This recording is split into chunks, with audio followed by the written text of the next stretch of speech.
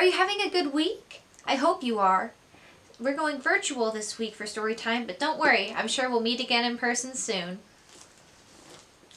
How are you feeling this week? Are you feeling happy? Sad? Angry? Scared?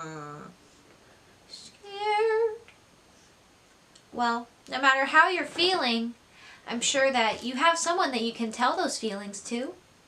It's very important to share how you're feeling. Otherwise, they'll get all bottled up and explode until there's a big mess to clean up. We're going to be reading about some feelings today. Our first story today is My Monster and Me. I wonder what the monster is. Let's find out. My Monster and Me. Written by Nadia Hussein. Illustrated by Ella Bailey. This is my monster, and this is me. I've always known my monster. It's always been there. It knows all about me. Maybe my monster arrived when I did. Maybe it moved in when I learned to walk and talk. I don't remember. It was always big. When it stood in front of me, I could see nothing but its huge tummy. At night, when I lay in bed, I could hear nothing but its ginormous, growly snore.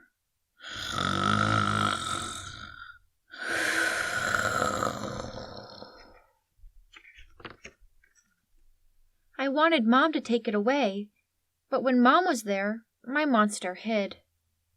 I wished my brother could take it away, but my monster hid again. I wanted Dad to take it away, but it hid from him, too. My monster got bossier. It started telling me what to do when I was getting dressed and brushing my teeth. When I wanted to play with my toys, it sat on me. It even made me stay indoors when my friends came to play. I wanted to go out and join them, but my monster stood in the way and wouldn't budge. One day, my monster was waiting for me after school. It was gigantic, and it was in a bad mood. I tried to lose it, but I couldn't. It followed me all the way to Gran's house. Gran asked me what was wrong. In the end, I told her how my monster just wouldn't go away. It wouldn't leave me alone, ever. Gran listened quietly, and suddenly, my monster stopped what it was doing and listened too. It seemed to me that as I talked, my monster got smaller and smaller and smaller. And then I knew that I could make my monster go away. At least for a while. The next day, I saw my monster at school. It looked a bit lost, so I picked it up and put it in my pocket. I stroked its fur, and it went to sleep. It wasn't as scary anymore. I don't worry about my monster as much these days. I go to school and play with my friends. My monster likes my pocket, and I feel okay knowing it's there. But if it ever feels like getting out, I tell it to behave. My monster is part of me. We've known each other since the beginning. This is me, and this is my monster. Wow. Seems like the monster was anxiety. I know I feel anxiety sometimes. Do you ever feel anxious? Do you ever feel like you can't go and do something even though you really want to do it because something's holding you back? Well, I hope you have someone like Gran. Our second book is When Sadness is at Your Door by Eva Eland. Wow. I wonder what I would do if sadness came knocking. Let's find out. When Sadness is at Your Door by Eva Eland. Sometimes sadness arrives unexpectedly. It follows you around and sits so close to you you can hardly breathe.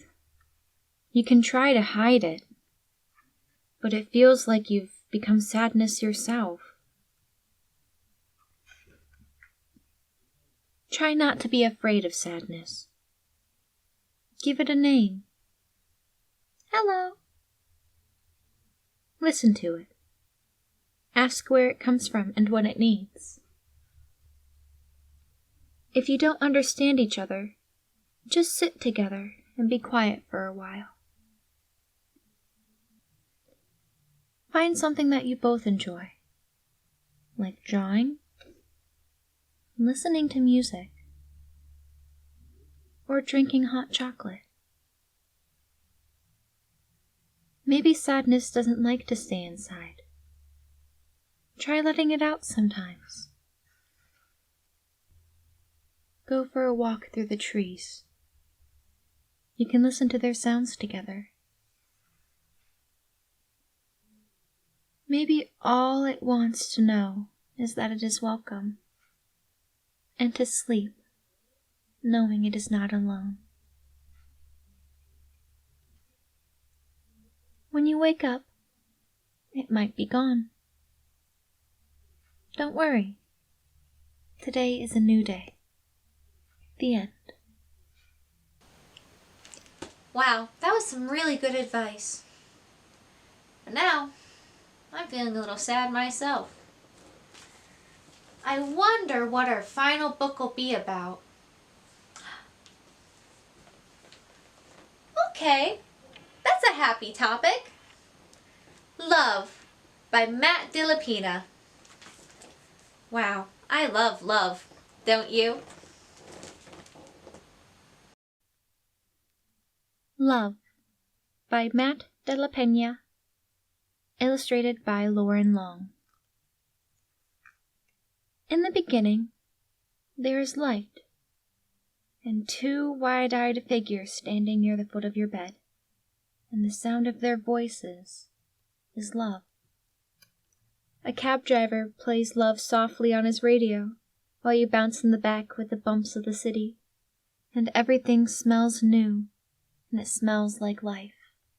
Love, too, is a smell of crashing waves and a train whistling blindly in the distance, and each night the sky above your trailer turns the color of love. In a crowded concrete park, you toddle towards summer sprinklers, while older kids skip rope and run up the slide, and soon you are running among them, and the echo of your laughter is love. On the night the fire alarm blares, you're pulled from sleep and whisked into the street where a quiet old lady is pointing to the sky. Stars shine long after they've flamed out, she tells you, and the shine they shine with is love. But it's not only the stars that flame out you discover, it's summers too, and friendships, and people. One day you find your family nervously huddled around the TV. When you ask what happened, they answer with silence and shift between you and the screen. In your dream that night, you are searching for a love that seems lost. You open and close drawers, lift cushions, empty old toy bins. But there's nothing. You wake with a start in the arms of a loved one who bends to your ear and whispers, "It's okay. It's okay. It's love." And in time, you learn to recognize a love overlooked. A love that wakes at dawn and rides to work on the bus. A slice of burnt toast that tastes like love. And it's love in each deep crease of your grandfather's face as he lowers himself onto an overturned bucket to fish. And it's love in the rustling leaves of gnarled trees lined behind the flower fields. And it's love in the made-up stories your uncles tell in the backyard between wild horseshoe throws. And the man in rags outside the subway station plays love notes that lift into the sky like tiny beacons of light. And the face staring back in the bathroom mirror, this too is love. So when the time comes for you to set off on your own, heavy winds will sweep past your building, and great gray clouds will congregate above. Your loved ones will stand there, like puddles beneath their umbrellas, holding you tight and kissing you and wishing you luck. But it won't be luck you leave with, because you'll have love. You'll have love, love, love.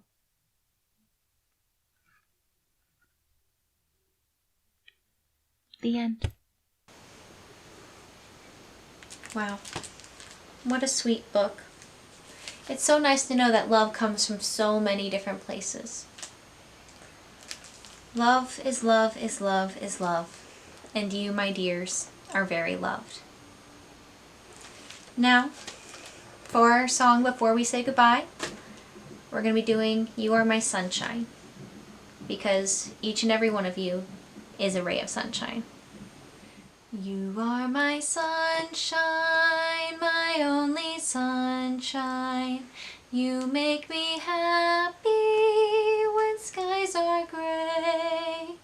You'll never know, dear, how much I love you. Please don't take my sunshine away. I'll see you all next week.